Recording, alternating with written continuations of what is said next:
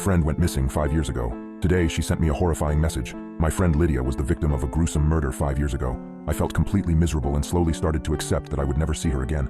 That's why I was horrified when she sent me a friend request on Snapchat last night. I thought it was just a glitch, but I never could have guessed that this notification would ruin my life forever. Lydia and I were part of a massive friend group, and one of our classmates, Lucas, soon became a part of it too. He had a crush on Lydia, which seemed normal at the time, and nobody really thought anything of it. That was until his feelings for her started to become terrifying. It started small, with Lucas asking Lydia out on some dates, but Lydia told him she wasn't interested in that way. When we went out as a group, he insisted on sitting next to her, and would even get a little angry if someone else tried to take that seat. At some point, the two of them had a conversation, where she told him it was time for him to take the hint and back off. This led to Lucas slowly fading away from the group. On Valentine's Day, 5 years ago, I got the horrifying phone call that Lydia had been murdered. Lucas showed up at her apartment early in the evening with sunflowers and a stuffed teddy bear. He was waiting for her where she normally parked. She got home and a pretty heated discussion happened between the two of them. From what I heard from one of her neighbors at the funeral, she was trying to get him to understand that the two of them were never going to happen, and he was belligerently refusing to accept that fact. He pulled out a gun and shot her in the face right there. She died almost instantly. The next few months were a blur. We were all so devastated that something like that could happen. It seemed to come from nowhere. Between the funeral, investigations, trial, and all the emotional heaviness that each of those carry, it was no surprise that our fun little group slowly started to disband. Lucas is now in jail serving a life sentence for first-degree murder. Lydia still crosses my mind from time to time. I often reminisce about some old memories we shared together.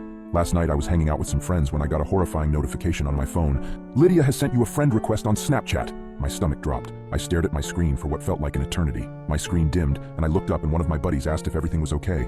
I guess I had turned a little pale as every drop of blood fled from my face and seemed to pool together in my chest. Time seemed at a standstill as I tried to figure out what was happening.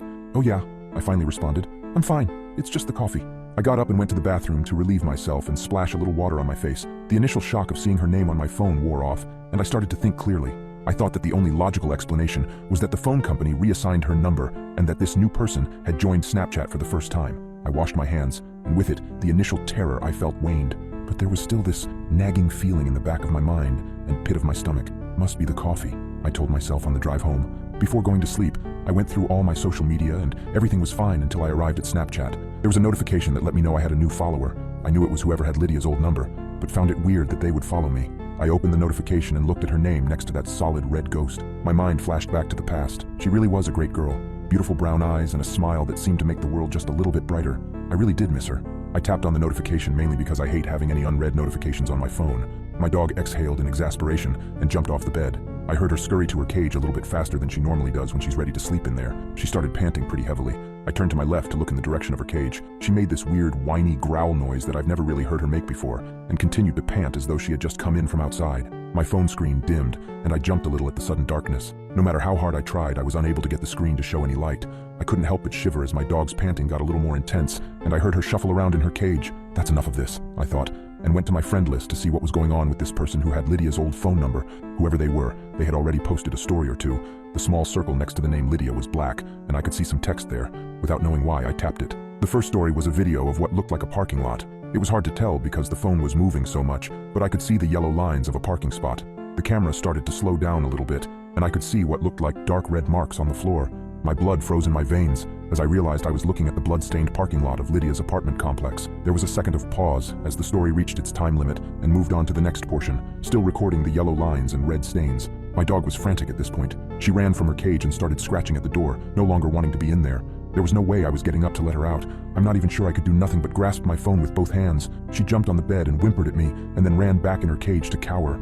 The next story started. It was a bright white screen that hurt my eyes after being in the dark for so long. The camera moved back a little, and I saw the white fur of a teddy bear holding a giant red heart that said, "Life without you is unbearable."